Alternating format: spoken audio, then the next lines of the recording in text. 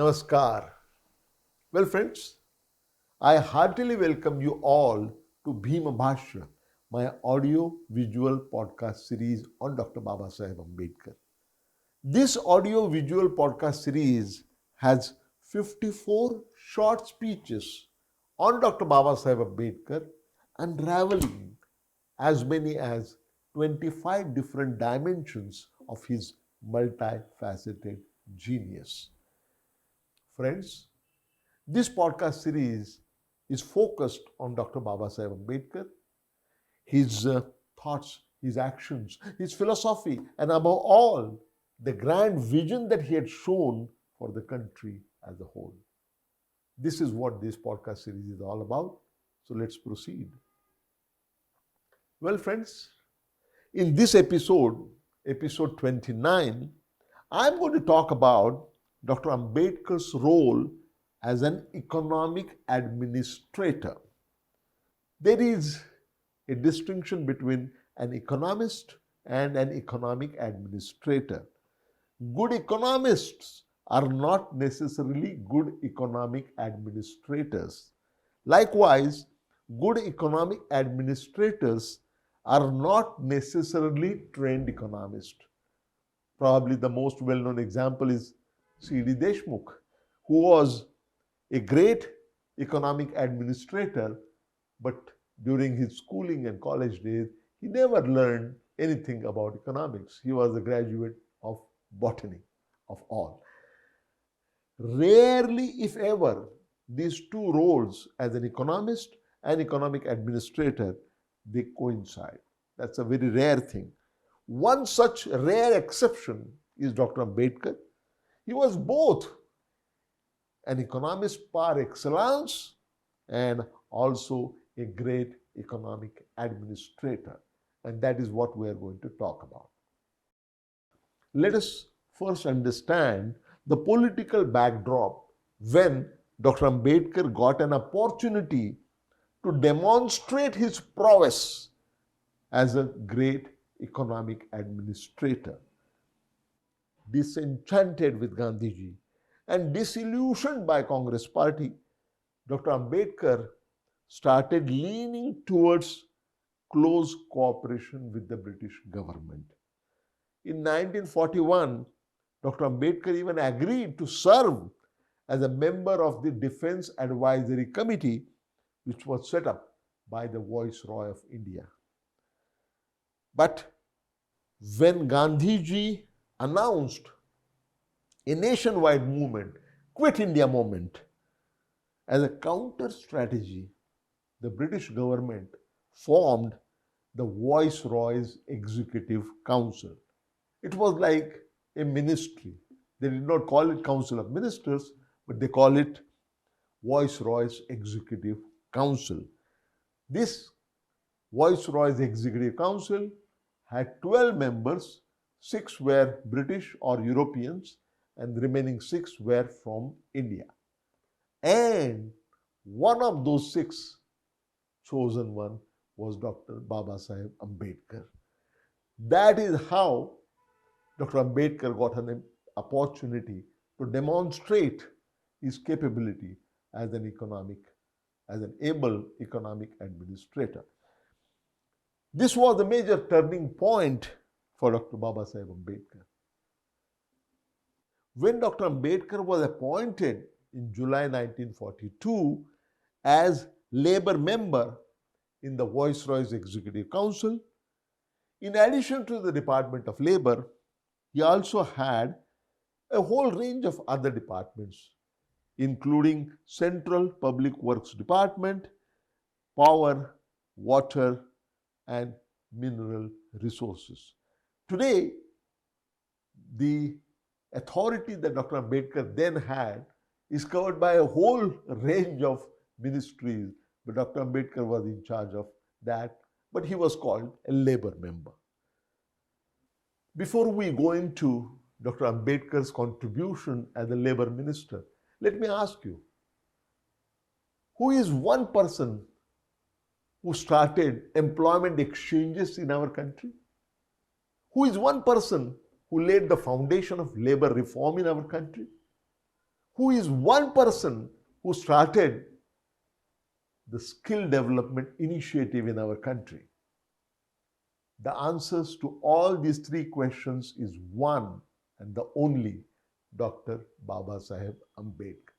That was his contribution as a labor minister, and that too in the British government. So many people who criticized him for not joining the Quit India movement and rather than that joining the British government failed to understand the positive contribution that Dr. Ambedkar made to our country, even while serving as a minister in the foreign government. As a labor minister, early on, Dr. Ambedkar favored setting up of employment exchanges for skilled and semi-skilled personnel. He was also instrumental in insertion of a fair wage clause in the government contracts and appointment of labor officers in industrial undertakings to maintain close touch with the labor, hear their grievances, and secure redress expeditiously. As a labor minister, Dr. Ambedkar initiated and organized a series of labor conferences. Dr. Ambedkar emphasized the need for tripartite mechanism. He said in that conference, which was on 6th September 1943, he said, and I quote him, "For a long time, the conviction had gained the ground that the industrial problems and problems of labor welfare could not be solved unless the three parties, government, employees, and employers, developed a sense of responsibility towards each other, showed more respect for the views of one another, and agreed to work in a spirit of give and take." This is what laid the foundation of tripartite mechanism for reconciliation of problems of labor between government, employers, and employees. Dr. Ambedkar emphasized the need for establishing a permanent and representative body to discuss industrial problems of labor welfare, both in their legislative and administrative aspects, and also to advise the government of India accordingly. As labor minister, Dr. Ambedkar moved several bills in the Central Legislative Assembly. Two of the bills are especially noteworthy. First was the Indian Trade Unions Amendment Bill, which was presented on November 13, 1943. It had many important features, but more importantly, two features I would like to highlight. The bill sought to compel an employer to recognize a trade union, and secondly, the bill imposed certain conditions on a trade union in order to make the trade union. Then there was this another act, the Factories Act of 1934. This was discussed in the Central Legislative Assembly on April 4, 1944, in November 1944, and in February 1946. And this particular bill dealt with a range of issues, including powers to government to ask for certain particulars through inspector of factories from the occupier of a factory, making provision for making washing places obligatory in all factories, to give power to the government to prescribe the requisite number of fire escapes, compensatory holidays for the loss of compulsory holidays, issues relating to holidays with pay, reduction in the hours of work, and the rate of payment of overtime. So this broad range of issues were handled. By the way, you may not know that the person who brought down the working hours of industrial workers from 12 hours per day to 8 hours per day was none other than Dr. Baba Saheb Ambedkar. Dr. Ambedkar used the forum of Standing Labour Committee again and again to discuss the issues about labor welfare, illustratively health insurance for industrial workers and housing for industrial workers in 1945. This led, in fact, this led to the foundation of labor welfare in our country, including enactment of the minimum wages legislation. Dr. Ambedkar was not only labor minister or labor member, he had, as I mentioned earlier, he had a whole range of other ministries, especially under the CPWD, the Central Public Works Department. Dr. Ambedkar took lead in developing 4 mega projects. First was multi-purpose development of Damodar Valley in Bengal and in Bihar on the lines of Tennessee Valley project in the United States. The second one was multi-purpose plan for development of Odisha's rivers, where he actively considered the possibility of connecting rivers. The third one was post-electric power development. This was in February 1945. This led to creation of large-scale power stations located in the main industrial areas under the control of public supply undertakings. He also did many technical things which we need not go into. He was also part of the Central Waterways, Irrigation and Navigation Committee, and he was personally instrumental in developing Hirakund Dam in the state of Odisha. Finally, he was the one minister who formulated for the first time the mineral policy for the country. That he did as a part of his portfolio. As a part of Viceroy's Council, Dr. Ambedkar was involved in the earlier post-war planning through secondary membership of the Reconstruction Committee and the subordinate Irrigation and Electricity Committee, of which he was also the head. It was here that Dr. Ambedkar could fully articulate the roles of the electric power and irrigation in industrialization and thereby give thrust to the overall economic planning of independent India. Such was Dr. Ambedkar's contribution as an economic administrator. Many years later, as a matter of fact, in 1951, Dr. Ambedkar expressed his regrets that he was never given any opportunity, any responsibility in independent India as a finance minister. He alluded to finance minister or as the planning minister. There was no planning minister, but planning commission had come up, and he should have given his expertise and long-standing experience as economic administrator as well.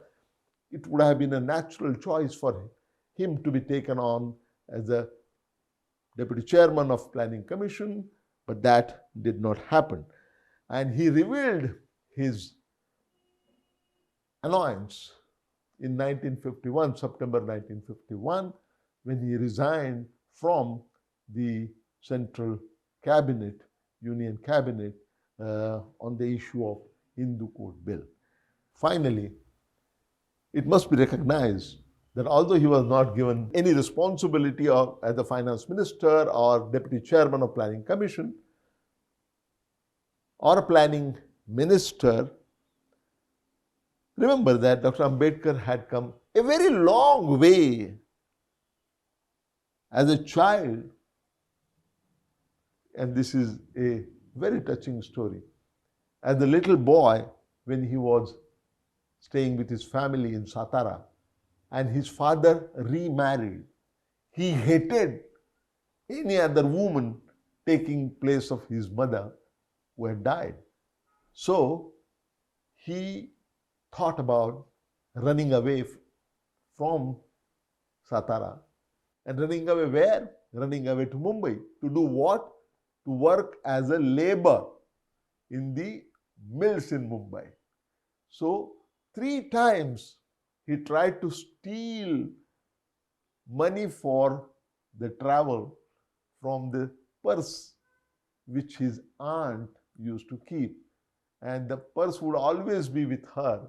So young Bhim Rao used to sleep with her, and 3 nights successively he tried to steal money so that he could get money enough to travel to Mumbai to become a mazdoor, a shramik, a worker, a industrial worker in the mills. But it's a great fortune of yours and mine that he did not, the poor aunt never had enough money for Bhim Rao to steal away, and therefore his plans to run away to Mumbai to become a industrial worker that failed. Thank God for that. But the same young man, same little boy who dreamt of becoming an industrial worker eventually became the labor minister of our entire country. Such is the destiny, such is the role that destiny bestowed on him, which he delivered with such great finesse.